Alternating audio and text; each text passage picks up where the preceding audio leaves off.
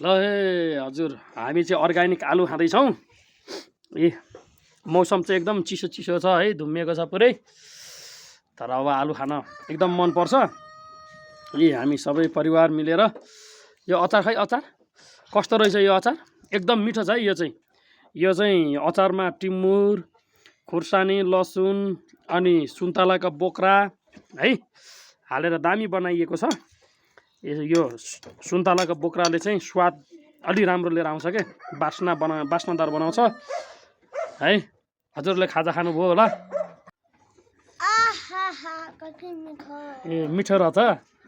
ए खै न खै मनी खाएर हेरौँ त है।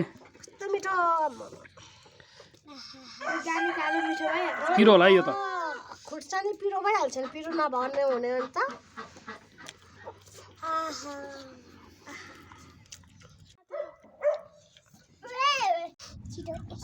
सिकान्छु होला है, मिठो होला। यो चाहिँ मसलदार है अचार हो।